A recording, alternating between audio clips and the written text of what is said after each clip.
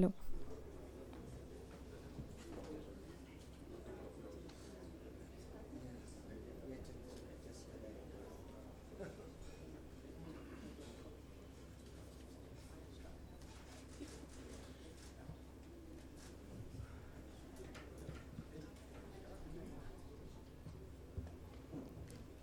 Distinguished dignitaries on the dais and off the dais, ladies and gentlemen, a very, very good afternoon to all of you. On behalf of the Merchants Chamber of Commerce and Industry, we extend a warm welcome to you all at this special session on doing business with China. We are extremely privileged to have with us today His Excellency Mr. Xu Feihong, Ambassador, Extraordinary and Plenipotentiary of the People's Republic of China to the Republic of India. We are also privileged to have with us Mr. Zhu Wei, Consul General of China in Kolkata. Thank you so much for your gracious presence in this warm afternoon. We will start the proceedings of this afternoon with the felicitations. May I request Mr. Amit Saraugi, President MCCI, to kindly present a Uttoryo and a memento as a token of honor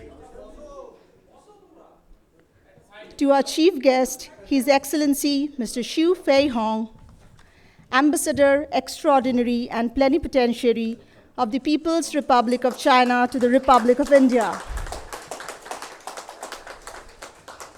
It's indeed a moment of pride for all of us over here.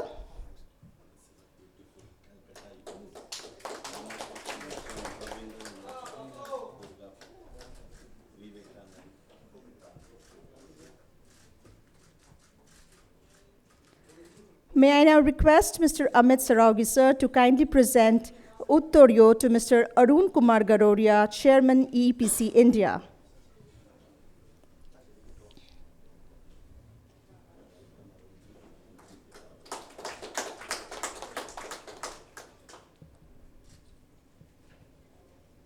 Thank you, President, sir, for doing the honors. Thank you, everyone. May I now request Mr. Amit Saraugi, President of MCCI, to kindly welcome this august gathering. Over to you, sir.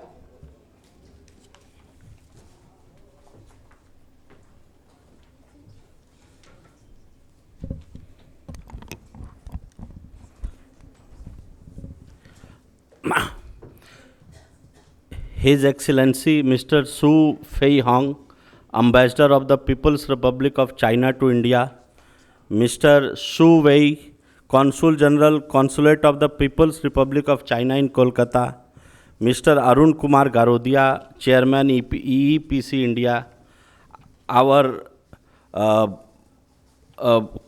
consulates, our past chairman, past presidents, ladies and gentlemen, a very, very good afternoon to all. On behalf of MCCI, I extend a warm welcome to all of you in this special session today. And I have great pleasure in extending a warm and cordial welcome to His Excellency Mr. Xu Feihong, Ambassador of the People's Republic of China to India. We are really grateful to Your Excellency for sparing your valuable time to interact with our members and share your views on enhancing trade and economic cooperation between India and China. I also welcome Mr. Xu Wei, Consul General, Consulate of the People's Republic of China in Kolkata, Mr. Maxim V. Kozlov, Consul General, Consulate General of the Russian Federation in Kolkata, and Mr. Tasi Penjor, Consul General, Royal Bhutanese Consulate in Kolkata for their kind presence today. His Excellency Mr. Feihong is a career diplomat with experience in several high positions in different countries. He is the 7th ambassador to India. Sino-Indian relationships in terms of trade and cultural engagements date back to centuries. Our cultural relationship is also very rich and ancient. Every school child in India learns about Feihong and Wen Sang, about the spread of Buddhism from India to China, about the exchanges of culture and knowledge between these two Asian giants. In our textbooks, in class 6th or 7th textbooks, we have full chapter on Feihong and Wensang. So all children in India know about these two giants who came to India. Atish Dipankar, the great Buddhist scholar born in undivided India, who lived during the latter part of 9th and 10th centuries AD, spent 13 years in Tibet and died in Lhasa at the age of 73, also deepened our cultural engagements. China Bhavan in the Vishwa Bharati University, Shanti Niketan, and the Nobel laureate Rabindranath Tagore's closeness to China symbolized the intimate Indo-Chinese cultural relationship. The Silk Route, that is now sought to be revived, had played a significant role for centuries in the growth and development of trade and commerce between India and China. The recent between Mr. Narendra Modi, Honorable Prime Minister of India, and Mr. Xi Jinping, Honorable President of China, marked a significant diplomatic engagement between the two countries. It is their first bilateral discussion in 5 years. The leaders discussed various aspects of India-China relations, emphasizing mutual respect and trust at the foundation of their ties. India and China today represent Asia's two largest and most dynamic economies, which are emerging as new trendsetters in international relations. As of the latest data, India and China have seen significant trade volumes, with China being the second largest trading partner of India. The bilateral trade between India and China has grown fourfold in the last decade. The India-China trade crossed US dollar 100 billion for the third consecutive year, as it amounted to US dollar 112.52 billion in last financial year 24-25. The trade balance, however, has been in favor of China, leading to concerns in India about trade deficits. It is the biggest single trade deficit we are running with any country.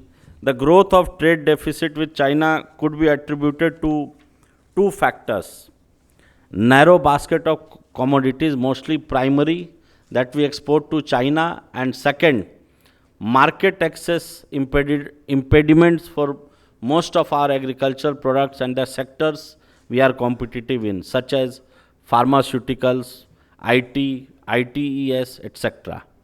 Our predominant exports have consisted of iron ore, cotton, copper, aluminium, and diamonds oblique natural gems. Over time, these raw material based commodities have been overshadowed by Chinese exports of machinery, power related equipment, telecom equipment, organic chemicals, and fertilizers. We would like His Excellency to address this market access issue for Indian exporters. As two of the largest economies in Asia, their trade dynamics can significantly impact regional and global economic trends. It is therefore very important for both the countries to focus on what unites them rather than what divides. Both the countries enjoy a huge pool of complementarity of skills. His Excellency, we are eager to know how you would describe the current state of China-India relations, especially after challenges faced in recent years. India, China both have huge investment opportunities abounded in numerous areas like manufacturing and textile industry, science and technology, biotechnology. India and China need to work together to identify new areas of cooperation for adding momentum. His Excellency, uh, uh, as a company, we are into livestock and livestock products. And in India and China have large population which depend on agriculture, and livestock is major part of feeding large population of both the countries. Both the, India and China both can learn from best practices of each other. So we are looking for cooperation in animal husbandry, fisheries, and livestock development between the two countries. And there is a scope to there is lot of enzymes, chemicals, vitamins coming from China to India. So we even we invite Chinese countries to companies to come and set up factories in India, and so that with so with huge mineral resources and highly developed mining technology, China is the largest producer of steel in the world. In coal production too, China is second to none. Similarly, India holds the fourth largest coal reserves globally. Mining sector being one of the priority sectors of India's economic development landscape, India is keen on increasing coal production, reducing import dependency. The private sector in the commercial mining segment has been playing a crucial role to meet the surging domestic needs of India. It is predicted that coal demand will rise between 1.3 and 1.5 billion tons by 2030. It is therefore imperative to infuse new technology, skilled manpower, and technologically developed equipment to address the deficiencies in the mining sector. In this context, it is required to our mutual benefits to explore the opportunities for forging collaboration between our two countries within the applicable protocols and framework. We are particularly keen on developing Chinese collaboration in mine planning, supply of advanced underground mining equipment like continuous miners, road headers, etc., knowledge transfer for operation of complex machinery, integration of new age technological tools including AI in mining operations. We also look forward to the cooperation and assistance of the Chinese mine developer come operators having expertise in coal mining in difficult and geologically challenging situations. It will be to our mutual benefit if the Chinese experts equipped with mass production technology like continuous miner and other improved technological tools, etc., come forward to developing difficult mines from the initial stage to the end in India. In this regard, MCCI is also ready to explore avenues to engage and deliberate with China Beijing International Mining Exchange, China Iron and Steel Association, and China Mineral Resources Group towards evolving specific collaboration formula. We are in state of West Bengal. West Bengal is the sixth largest state of India, has a projected GSDP of US dollar 227 billion in 2024-25. The state's GSDP has been on an upward trend reflecting economic resilience. It is home to a large number of micro, small and medium enterprises located at varied locations across the state. MSME is called the backbone of the Indian economy with around one third contribution in manufacturing and over 50% share in merchandise exports. With around 90 lakh MSME units across a varied segments of manufacturing providing employment to 1.3 crore people, this state can make a significant contribution in developing trade and investments in India. We would like to mention here that West Bengal, with its strategic location and growing economy, has several opportunities in the context of India China trade.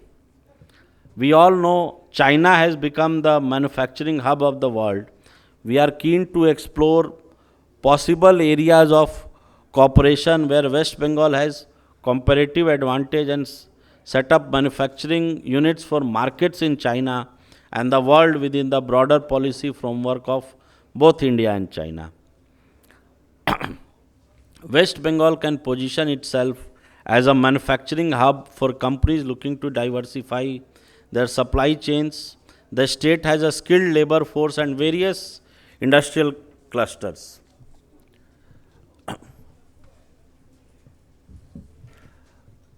West Bengal is known for its agricultural products,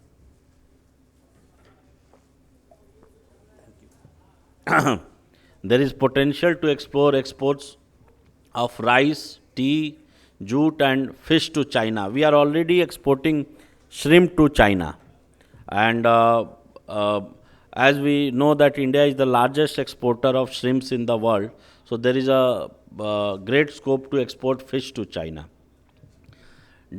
Because of geographical proximity, development of high-speed trade corridor between China and West Bengal may be considered within the overall policy framework. Investment in infrastructure such as ports and logistics can facilitate smoother trade routes. The state's proximity to the northeast of India can also serve as a great gateway for trade with Southeast Asia. Collaboration in technology sectors such as IT, renewable energy, and biotechnology can benefit both regions. West Bengal's educational institutions can foster partnerships with Chinese firms in research and development. Promoting cultural ties and educational exchanges can strengthen bilateral relations between both the countries. West Bengal can attract Chinese students and researchers, enhancing soft power and fostering mutual understanding. Sir, we would also like to know that in the age of digital learning, how can China and India leverage technology to offer online education and create partnerships in educational exchanges? China has the world's largest outbound tourism industry. In recent years, Maldives has come up as popular tourist destination for Chinese outbound travelers. Tourism to India, however, is still below potential. On the other hand, direct connectivity between the two countries yet to resume post-COVID, and people travel via third country between both the two great nations. While challenges exist in the India-China trade relationship, West Bengal has significant potential to leverage its resources, location, and human capital. By focusing on strategic sectors and fostering collaboration, the state can enhance its role in the broader narrative of India China bilateral trade. I would like to mention, Excellency, that MCCI mounted a 14-member business delegation to China in 2012, which was very, very successful. We are keen to lead another delegation covering a diverse range of sectors represented by our members in the coming days. I would like to mention here few issues faced by our uh, members. One of our member companies facing significant challenges in obtaining 40-foot containers for their shipments as their products are larger in size. This is causing a considerable increase in their freight cost. If any alternative solution is advisable, this is a short-term problem or long-term, whether it will get better in coming days. Flight connection to China are very tiring and difficult. We know this is a political situation. Earlier, Cathay Air provided a suitable alternative solution when Air China flight was withdrawn. Now, Cathay is also not operating from Kolkata. So, we need a flight connection to China from Calcutta. Visa is another issue. For techno-commercial support, vendors cannot send their technicians for support since they are not getting visa easily. All goods from China into Kolkata Haldia port are transshipped, causing delays and damages. We suggest to have direct sailings from Shanghai, Ningbo to Kolkata oblique Haldia, which will greatly enhance bilateral trade and it will save a lot of time and money. With these few words, Excellency, I once again welcome all our eminent guests and look forward to fruitful deliberations and interaction and a great business between two great countries. Thank you. Thank you so much, President Sir, for welcoming this notable gathering and also eliciting the rich cultural, trade, and diplomatic bonding between India and China. So, ladies and gentlemen, we have with us Mr. Arun Kumar Garoria, Chairman, EEPC India, the Managing Director of Corona Steel Industry Private Limited, and also the Director of GV Steels LLC USA. With footprints in the agriculture, railways, defense, solar and general engineering industries and other sectors, with exports to Canada, USA, UK, Australia, and European Union, and imports of steel from Singapore, Malaysia, CIS Belt, USA, Canada, and European Union for usage in engineering products at primary and secondary levels, Mr. Garoria is a true visionary. So I would take this proud privilege to request Mr. Arun Kumar Garoria, Chairman EPC India, to kindly deliver his address. Over to you, sir.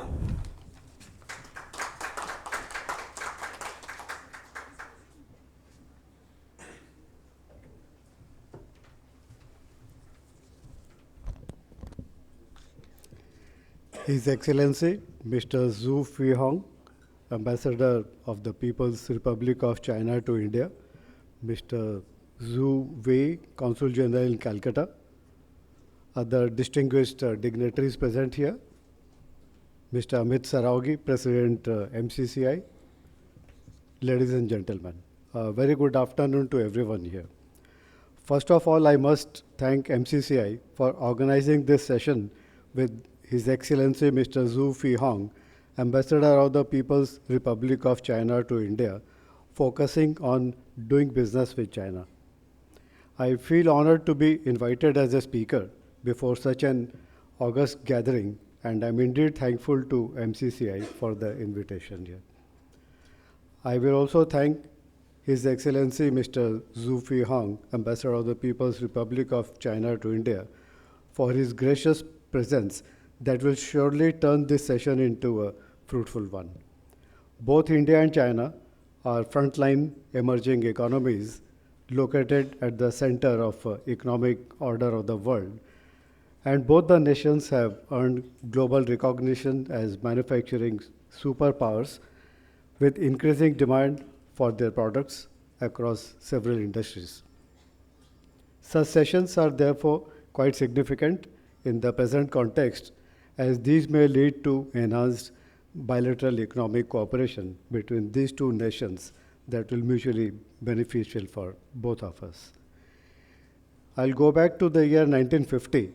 India became the first non-socialist bloc country to establish diplomatic relations with the People's Republic of China. Both are approaching the platinum jubilee of their bilateral relationship due during the year 2025. The relationship is strengthened with India and China signing the Declaration of Principles for Relations and Comprehensive Cooperation during the Prime Minister Atal Bihari Vajpayee's visit in the year 2003 and further in 2005, when the two sides established a strategic and cooperative partnership for peace and prosperity during the visit of Premier Wen Jiabao to India. Over the past decade, India-China relations have expanded and diversified through several high-level visits. BRICS has an intergovernmental organizations comprising Brazil, Russia, India, China, and South Africa, founded in the year 2009, also deepened the bilateral relations between India and China. And what a timing. Recently, our Honorable Prime Minister Shri Narendra Modi, he met the Chinese president, and they have come forward with new initiatives. I'm sure that will bring our relationship to a great levels. Let me touch upon the bilateral trade between India and China, which has grown rapidly over the years, and China has become India's largest trading partner between the year 2008 and 2021. In the post-COVID period, US replaced China as India's largest trading partner, and China is now the second largest, but with a close finish, having over 10% share in India's global merchandise trade. The total merchandise trade between India and China recorded a quantum jump between the year 2019-20 and 23-24, when it grew by over 44% to US $118.4 billion in the year 2023-24 from $81.9 billion in the year 1920. Trade balance is in favor of China, as Chinese import accounts for over $100 billion against India's exports of about $17 billion in the year 23-24. In case of engineering trade, China enjoys the trade surplus again. India's engineering exports to China increased to the level of $5.53 billion in the year 21-22, but then declined to around $2.6 billion in the next two fiscals due to the slump in the exports of iron and steel, aluminum and copper and their products which are exported out of India. Engineering imports from China, however, increased continuously, which has reached to the level of $67.7 billion in the year 2023-24. India's major engineering exports to China include iron and steel, aluminum and its products, copper and its products, IC engines and parts, and electrical machinery and equipment, among others. India's engineering imports from China, on the other hand, dominated mainly by electrical machinery and equipment, nuclear reactors, boilers, machinery and mechanical appliances that jointly comprised of nearly 80% of India's total engineering imports out of China. The data shows that the balance of trade between India and China remains tilted towards China, highlighting a need for a more balanced approach, and here lies huge opportunities for the development and the growth of the trade. Such an approach is key to developing a stable, sustainable bilateral trade relationship that serves both the economies equally well. India has grown into a global manufacturing powerhouse supported by robust infrastructure, a highly skilled workforce, and business-friendly policies. This foundation, along with India's remarkable resilience during the pandemic, has solidified the country's position as a leading trade and investment destination worldwide. China is a dynamic neighbor and major global player, offers significant opportunities for Indian businesses, particularly as both countries explore avenues for mutual growth. The recent discussions between our Honorable Prime Minister Modi and President Xi at the BRICS Summit mark a promising shift, inspiring hope for a deeper, more balanced and prosperous economic partnership moving forward. I will just like to touch upon my friend, Mr. Saraogi, President, just now mentioned about West Bengal. So there lies enormous opportunities between China and West Bengal. If we take the business ahead, a lot of opportunities lies in front of us. I would like to extend my sincere thanks once again to MCCI for organizing this insightful session. I am confident that today's discussions will bring valuable perspectives to our shared goals and lead us toward a successful, mutually beneficial relationship. I wish the session every success, and I wish it and the visit of the Chinese delegation very fruitful. Thank you very much, sir.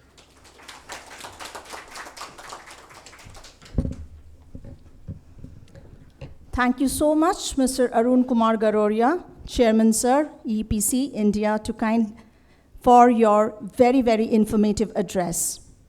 So, ladies and gentlemen, now it's the much awaited moment to get ourselves enlightened. His Excellency, Mr. Feihong, is the Ambassador, Extraordinary and Plenipotentiary of the People's Republic of China to the Republic of India from 2024. Earlier to his current posting, His Excellency was the Assistant Minister of Foreign Affairs from 2021 to 2024 and also served as the Director General, Department of Services for Foreign Ministry, Home and Overseas Offices from 2018 to 2021. In his checkered diplomatic career, His Excellency served as Ambassador to Romania and Afghanistan. He also served in the Embassy of the People's Republic of China in UK, Consulate General of the People's Republic of China in Auckland and in Busan, and in the Embassy of the People's Republic of China in Finland, besides other postings in the Ministry of Foreign Affairs, People's Republic of China. So, may I now request our respected chief guest, His Excellency Mr. Zhu Feihong, to kindly address this illustrious gathering. Over to you, sir.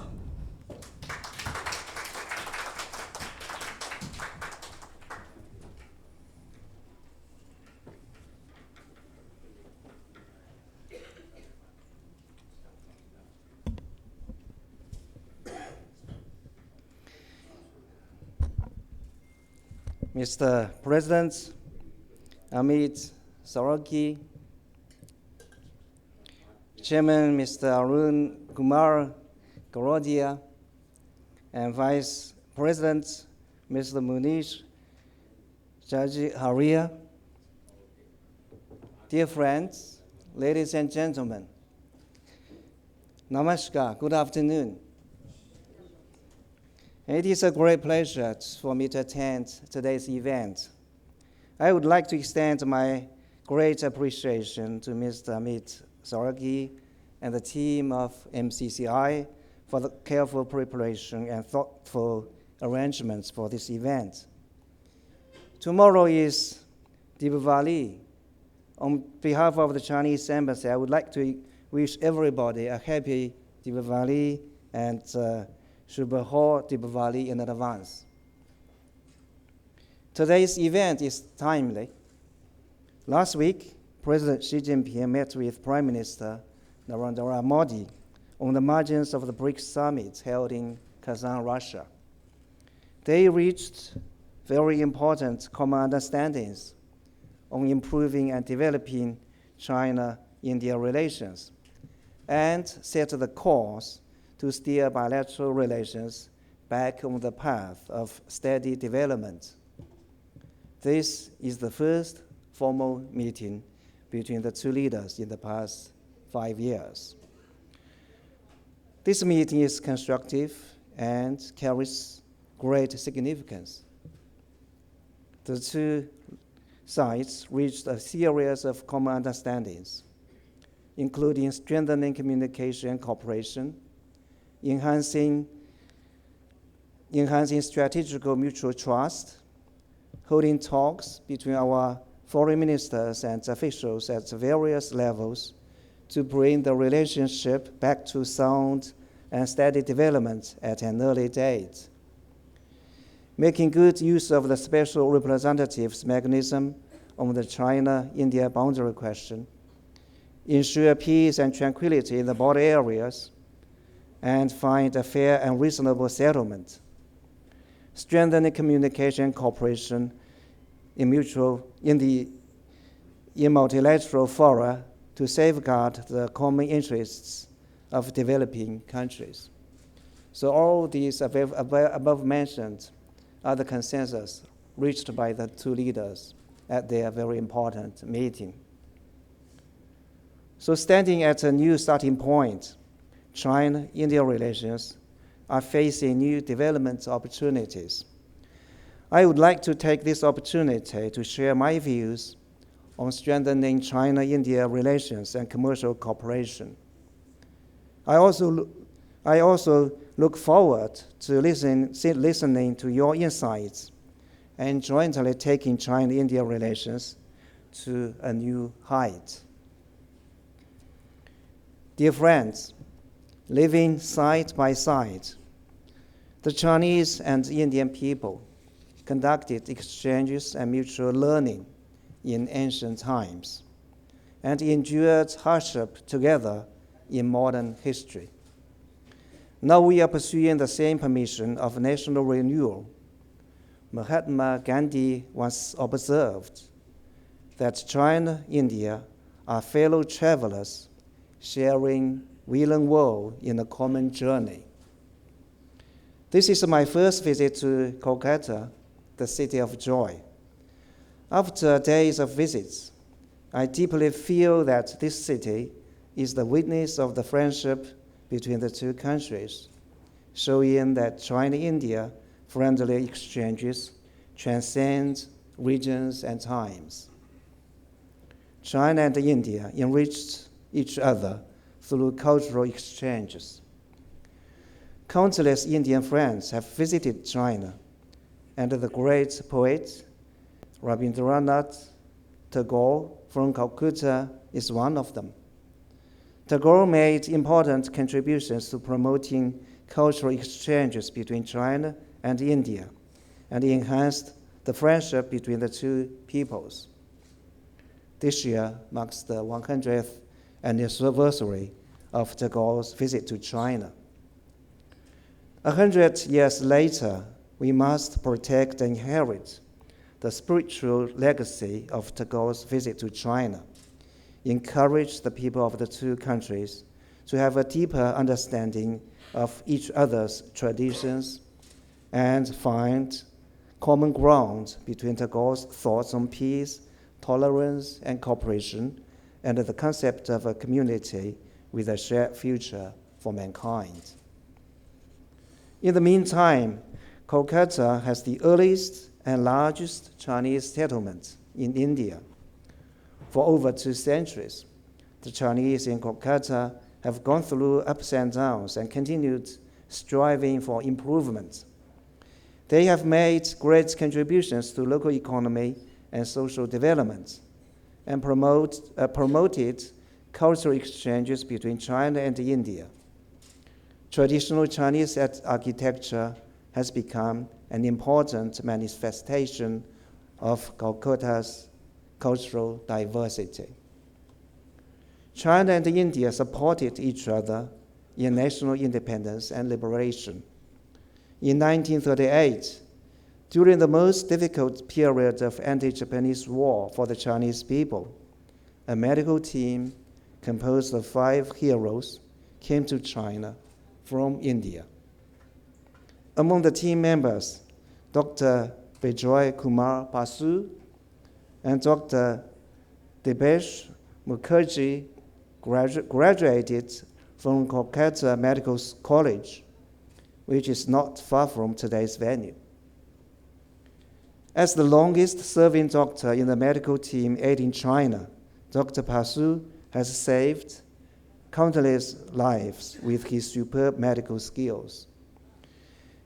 He also introduced Chinese acupuncture to India and opened an acupuncture class in Kolkata, which trained more than 100 students. China and India are benefiting each other in development or cooperation. China-India commercial cooperation has maintained a good momentum for a long time. This year, the Chinese embassy and consulates in India have issued over 250,000 visas to Indian friends. 80% of them were business visas. This shows the vitality of economic and trade exchanges between the two countries. China has become India's largest trading partner, and bilateral trade has exceeded $100 billion for many years. India's exports to China have grown steadily, and export products like fish and shrimp from Kolkata to China have increased by nearly 70% in the past 3 years. Also, Chinese companies in Kolkata have covered agriculture sector like shrimp feed, manufacturing sector like coach production, service sector like hospitality. Chinese companies have made important contributions to local development and exports. Facts show that China-India commercial exchanges are inseparable. Indian media reported that some electronic, chemical, and renewable energy products still need to be imported from China. Imposing tariffs and restrictions on Chinese products is not conducive to the development of downstream industries and the interests of consumers in India. Indian companies need highly skilled workers from China to install equipment and carry out repairs. The chief economic advisor of the Indian government, also called for more investment from China in the new economic survey. Dear friends, ladies and gentlemen, as President Xi emphasized in his meeting with Prime Minister Modi, China and India both stand at a crucial phase of their respective modernization endeavors, and development is the biggest shared goal of China-India. China is advancing the rejuvenation of the Chinese nation on all fronts through a Chinese path to modernization. India has also put forward the vision of Viksit Bharat 2047. The two countries have the same development goals and broad prospects for cooperation. China wants to develop well for itself and hopes India will develop well too. No country understands better than China what a great cause it is to enable more than 1.4 billion Indians to live a good life, and how much effort it requires. We would like to work with India to help each other succeed, achieve common development and revitalization, promote the unity and cooperation of the Global South, and join hands to build a community with a shared future for mankind. China has a deeper understanding of the mutually beneficial nature of China-India cooperation and is actively transforming it into policies and actions. The third plenary session of the 20th CPC Central Committee, held this July, opened a new round of comprehensive reform. More than 300 reform policies were proposed, attracting global attention. This September, I met with chairmen of some of India's leading companies during my visit to Gujarat and Maharashtra. These entrepreneurs have studied the policies proposed the third plenary session and are even familiar with important concepts such as new quality productive forces. I believe that these entrepreneurs pay close attention to the latest developments in China because they think that China's policies will bring new development opportunities to all countries, including India. As two major neighboring developing countries and emerging economies, and the only two countries with a respective population of more than 1 billion, China and India need to and will be closely linked for their development. To this end, I just hope to see the following. First, closer commercial ties between the two major markets. The Chinese market has huge opportunities. In 2023, China's GDP grew by 5.2%, ranking as the second largest economy in the world. China has 400 million middle-class people, and the number is still growing. China's overall tariff level has dropped to about 7%, close to the level of developed members of the WTO.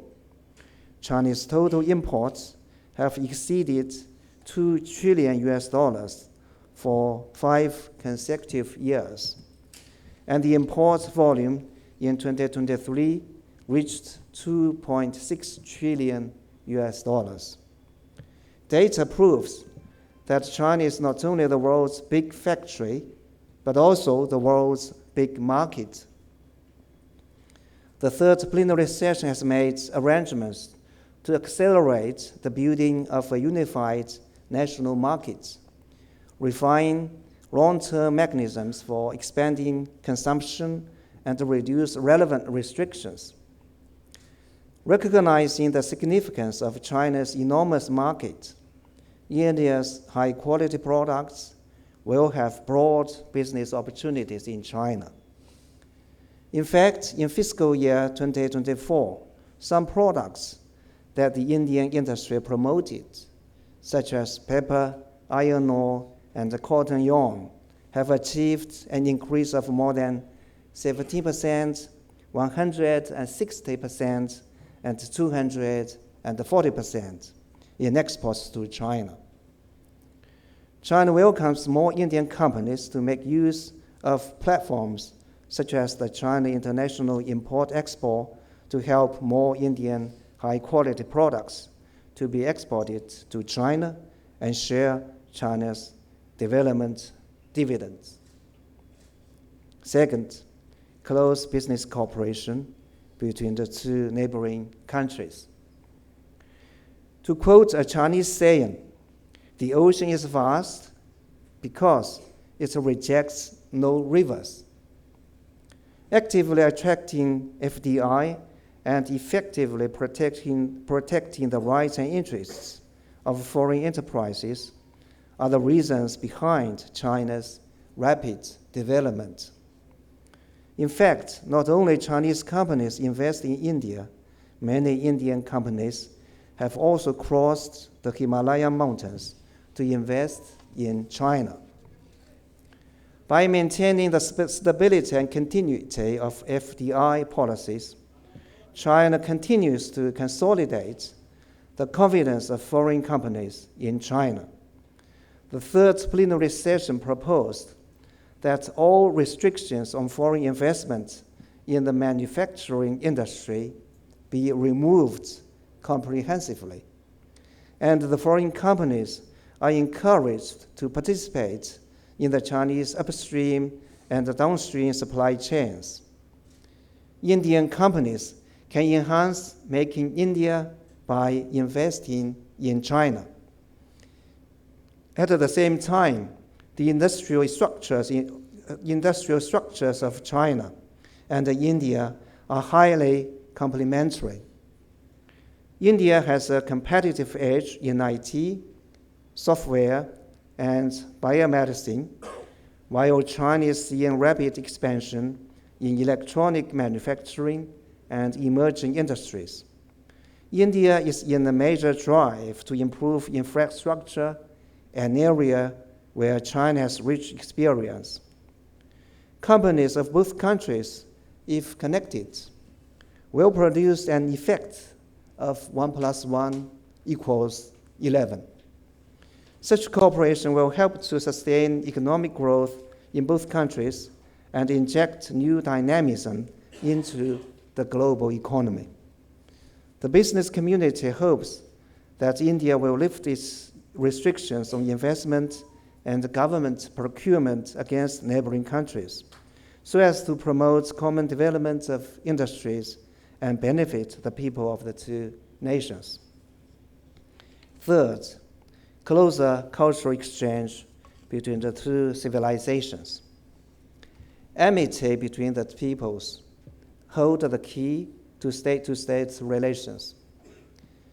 At its peak, annual two-way visits by Chinese and Indian people exceeded 1 million per year. The third plenary session proposed to improve relevant measures to make it more convenient for people from overseas to live in mainland China and to promote broader international people-to-people exchanges and cooperation. As the two most populous countries in this world, relaxing visa restrictions and restarting direct flights will have great significance. It will enhance people-to-people exchanges and bring the relationship between the two nations back to sound and steady development at an early date. In 2024, the number of Chinese outbound tourists is expected to reach 130 million. India would not miss this opportunity. Furthermore, China and India can strengthen cooperation in the movie industry. During my recent visit to Mumbai last month, I passed many Bollywood filming locations such as Bandara boats and the Queen's necklace. The well-developed film industry in India left a deep impression on me. Indian films, including Dango or the wrestling competition, and Bajrangi and Baijan, are very popular in China.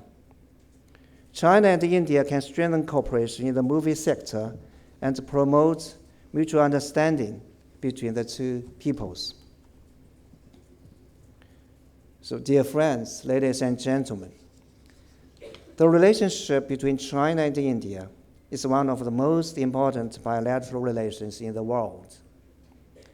It has transcended bilateral scope and bears regional and global significance.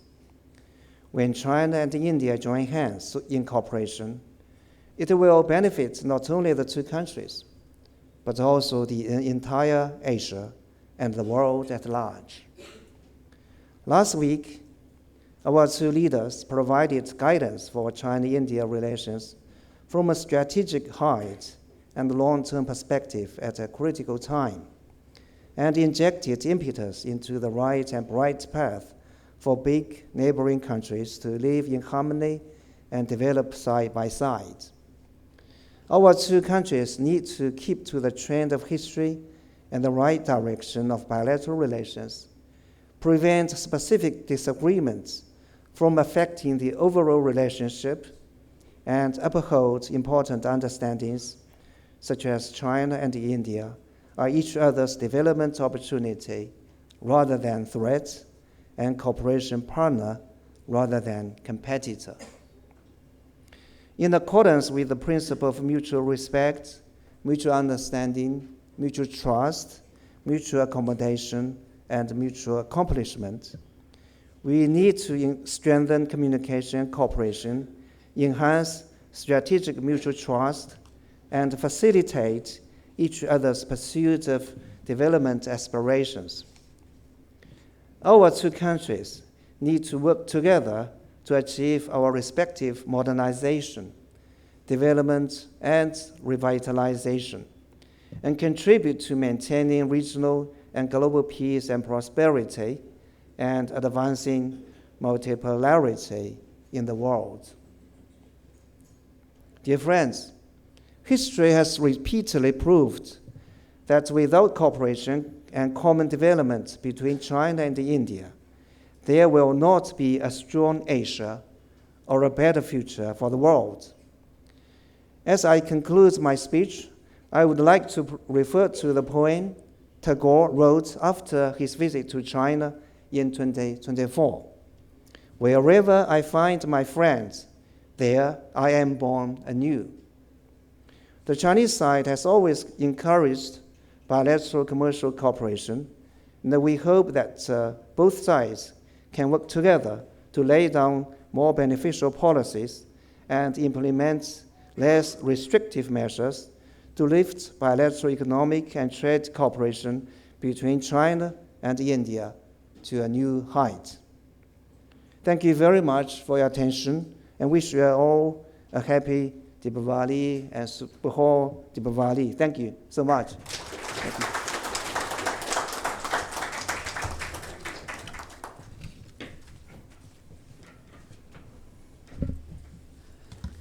Thank you so much, Your Excellency, for this enriching session, which promises to open up the avenues of India-China business collaborations. So may I now request Mr. Manish Chajaria, Vice President, MCCI, to kindly propose the vote of thanks. Over to you, sir.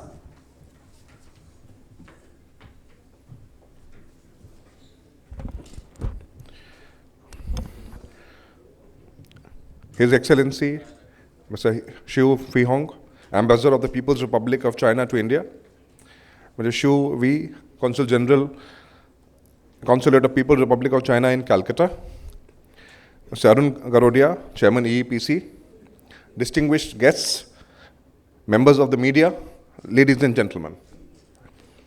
After this very engaging and informative sessions on doing business with China, I take this opportunity to wholeheartedly thank our chief guest, His Excellency Sri Xu Feihong, Ambassador of the People's Republic of China to India, for his gracious presence and deep insights. Sir, your pragmatic views on the current India-China bilateral trade and economic relationships and possibilities of mutual cooperation in the coming days have highlighted us with the prospect of this age-old relationship between the two countries. I extend my sincere thanks to Mr. Garodia, Chairman EEPC India, for being present here today. I think this session has successfully addressed the key issues and prospects of India-China bilateral trade relationship.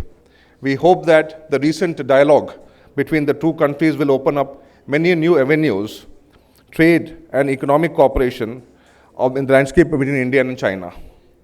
While China has a well-developed industrial system and solid manufacturing base and cutting-edge technologies in many areas, India has the distinct advantage in service sector, particularly in information technology. With Make in India and PLI schemes, India's need for industrial chain support and downstreams support has increased, especially in technology and capital-intensive products. This opens the doors for China's manufacturing sector, and we hope that by leveraging these complementary strengths, India and China can forge a more stable and prosperous trade relationships that mutually benefit both the countries. I convey our sincere thanks to the distinguished guests and media friends for their presence and participation in this event, and I do hope that the deliberation of the session would be duly carried out by the media. And happy Diwali to everybody. Thank you so much.